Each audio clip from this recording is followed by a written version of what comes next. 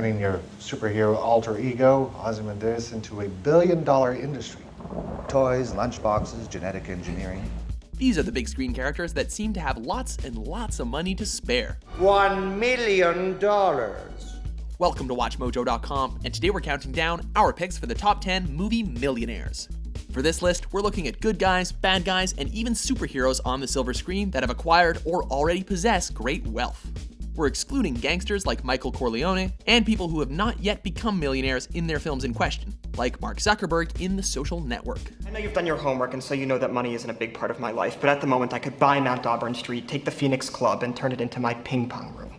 Number 10, Lex Luthor Superman franchise. My attorney will be in touch with you about the damage to the door. Otis, take the gentleman's cape. Money might not be the root of all evil, but in the case of this bad guy, it certainly helps him in his efforts to achieve world domination and kill his nemesis, who is none other than the Man of Steel. How do you choose to congratulate the greatest criminal mind of our time? Huh? Do you tell me that I'm brilliant? Oh, no. That would be too obvious. I grant you. This clever villain is interesting because of his dual nature. Using his wealth to keep others from noticing his treacherous plans, Lex Luthor purchases the public's approval by donating to charities and helping improve some aspects of life in the city of Metropolis. He didn't see from such humble beginnings how I've created this empire. Interestingly, his money and schemes always seem to revolve around acquiring real estate, at least on the big screen. Now, call me foolish, call me irresponsible. It occurs to me that a 500 megaton bomb planted at just the proper point would destroy most of California. Number 9, Oliver Warbucks, Annie. I don't like it. Send it back. Any messages? For any kid who ever wished that he or she would be taken in and spoiled by a rich father figure, Daddy Warbucks represents this dream come true. I'm a businessman. I love money, I love power, I love capitalism. I do not now and never will love children. This workaholic overcame a tragic childhood and persevered until he became a zillionaire. By the time I was 21, I'd made my first million. The next 10 years, I turned that into 100 million. Wow. In those days, that was a lot of money. However, his focus on industry keeps him from having a family with his secretary, who fills the void by taking in the orphaned Annie. What's this? This is Annie, sir.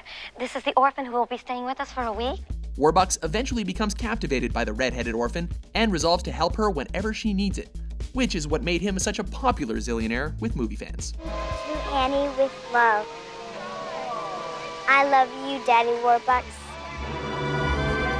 Number 8, Charles Foster Kane, Citizen Kane. You can take my word for it. There is perhaps no character who better exemplifies the old saying, money can't buy happiness, than Kane. There's only one person in the world to decide what I'm going to do, and that's me. He's had great wealth ever since his late childhood and has earned even more money through his ownership of a newspaper. Mr. Carter, that's one of the things that's going to have to be changed around here. The news goes on for 24 hours a day. Kane's money and control of the media have allowed him to attain political power and influence as well, but he's still spent most of his life in misery. In every venture aside from the acquisition of wealth, success has eluded him, making his an unforgettable, cautionary tale. You're right, Mr. Thatcher. I did lose $1 million last year. I expect to lose $1 million this year. I expect to lose $1 million next year. You know, Mr. Thatcher, at the rate of $1 million a year, I'll have to close this place in 60 years. Number 7, John Hammond, Jurassic Park. I can see that my 50,000 a year has been well spent. If you long to live during the days when dinosaurs walked the earth, a lot of extra cash definitely comes in handy. Welcome to Jurassic Park. Without ample funds to buy acreage on a tropical island and hire a team of the best genetic scientists, this eccentric bioengineering company CEO would have never been able to bring his park and its cloned prehistoric inhabitants to life. This park was not built to cater only for the super rich. Everyone in the world has the right to enjoy these animals. Sure, they will. Hammond earns his place on this list by attempting to live out the fantasy of every kid who is ever crazy about dinosaurs, and as a billionaire who spared no expense along the way. How'd you do this? I'll show you. Number 6, Arthur Bach, Arthur. How rich are you? All I can tell you is, I wish I had a dime for every dime I have. What he lacks in maturity, he more than makes up for in dollars. Much like Peter Pan, this wealthy character doesn't want to grow up, especially if growing up means he has to stop drinking to excess and to get married to a woman he doesn't actually love. The press has a good time with you, Arthur. Millionaire drunk playboy. But Arthur is expected to do both if he wants to receive his inheritance, which will enable him to keep his fortune and maintain his millionaire lifestyle. I gave away billions of money for you. He's so much fun to watch that you can't help but root for him, at least if he's portrayed by Dudley Moore in the 80s version. You're the rich one? The one who drinks? Huh? How does it feel to have all that money? It feels great. Number 5, Jordan Belfort, the Wolf of Wall Street. The Wolf of Wall Street, they call me. Look! What's more alarming than a fictional character that defrauds his company's investors and spends his spare time and his customers' money partying and doing drugs? A real person who does those things. You be ferocious! You be relentless! You be telephone f***ing terrorist! Now let's knock this motherfucker out of the park! This movie and its millionaire bad guy were based on a memoir by the real Jordan Belfort. I'm a stockbroker. Stocking? Yeah. And it doesn't hurt that Leonardo DiCaprio, who was cast as Belfort, has proven expertise in playing real men with lots of money. We had literally a load of money. In 2004, he portrayed the eccentric and extremely rich Howard Hughes in The Aviator. I don't know if you remember me. My name's Howard Hughes. And both these roles earned him an Oscar nod for Best Actor. Though, he didn't win. Hey, fellas! Look what I found in my pocket! Look! A year's salary right here! What I call them? Fun coupons! Number 4, Tony Stark, Marvel Cinematic Universe.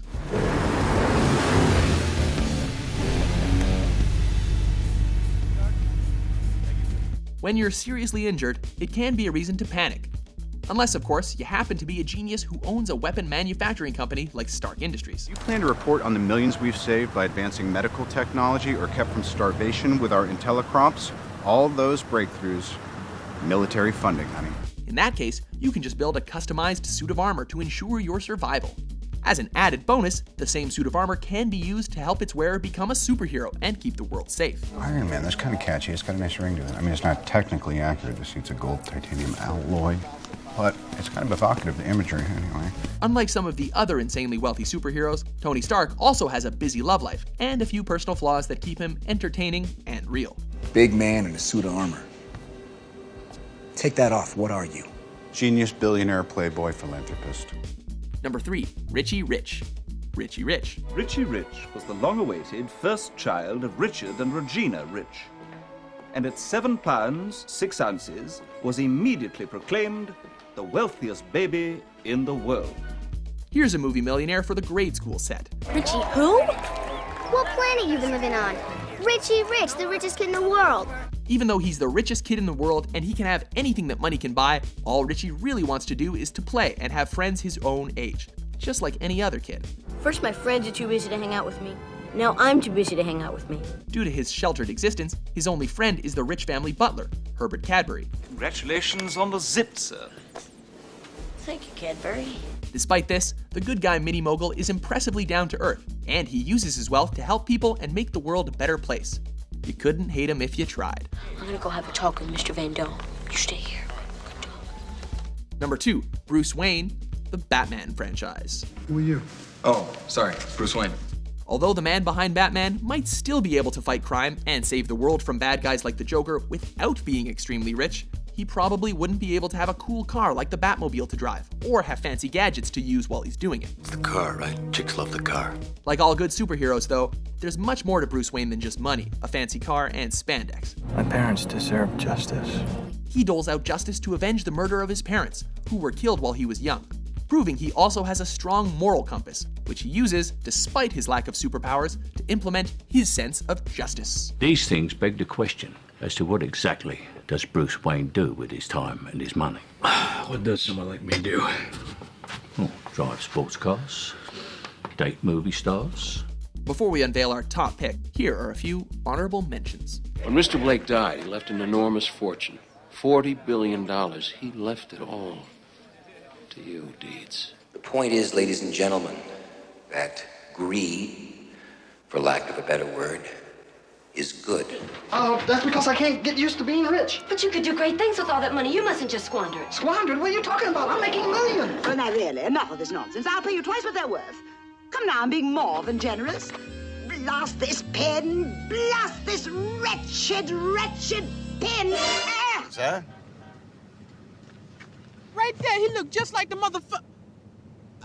he looks just like the gentleman that had me busted. Perhaps you gentlemen would like some tea while you wait? No, they wouldn't. Tea is for guests. The door is for intruders. Number 1. J. Gatsby, the Great Gatsby. I'm Gatsby.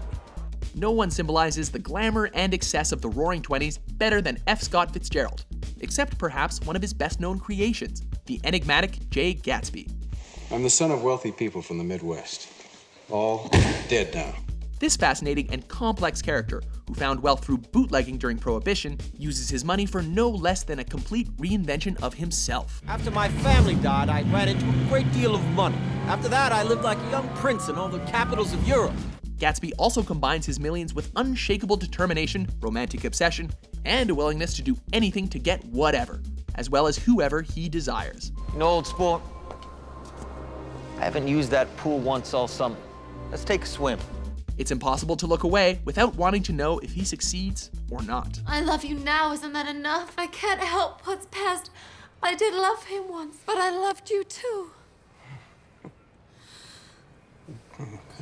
You love me too? You love me. Do you agree with our list? No way.